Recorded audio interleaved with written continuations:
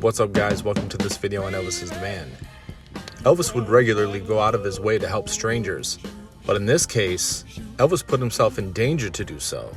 Listen to the story from 1977. Elvis added another fascinating chapter to his iconic legacy 52 days before death. So this story takes place on June 24th, 1977, about 1 a.m. It was a rainy night in Madison, Wisconsin, and Elvis had just flown in from Des Moines, Iowa. His concert in Madison was later that day, and he was headed to a hotel to stay the night. The man who owned this gas station had his son working for him late that night. He was 17 years old. Two employees around the same age had just been fired earlier that week. They were a little disgruntled and decided to go up to the gas station that night to cause some trouble. These men pulled up that night and approached the 17-year-old. They had some choice words, and a fight broke out. The 17-year-old was immediately overwhelmed and fell to the ground. The two combatants were beating him. The young man was in a bad situation and needed some help quick.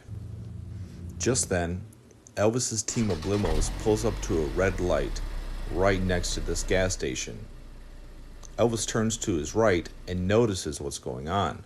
Immediately, Elvis jumps from his car and rushes to the scene, willing to do whatever he needed to do to save this victim.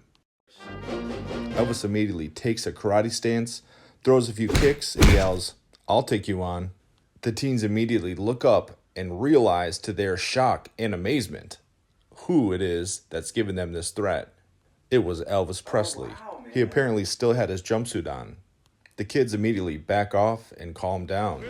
The victim slowly gets up, dusts himself off, and comes up to Elvis, shakes his hand, and thanks him. Elvis says, "Is everything settled now?" Elvis totally diffused the situation, and everybody turned into friends again. They go up to Elvis, shake his hand, talk to him a bit. Elvis signs some autographs for him, and then the police arrive. The young man who was attacked definitely knew it was Elvis.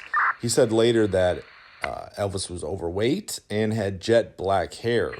One of Elvis's security guards was named Thomas McCarthy, and he was quoted as saying that Elvis was willing to fight, and that was the bad part. Now, to me, even though Elvis was out of shape, I think he definitely could have handled the situation. His years of Kenpo training, karate training, definitely would have made him competent to defend himself and the others. Also, I think Elvis was a little more confident because he had an extra limo with a team. Some of them were bodyguards, and they were armed as well, as I'm sure Elvis was. Although maybe he didn't have it with him because he was still in his jumpsuit underneath the leather trench coat. Once Elvis knew that the boy was safe and sound, and there wasn't going to be any more trouble, he got back in his limo along with his bodyguards and headed towards his hotel. Once in the limo, Elvis turns to his guys and says, "Did you see their faces?"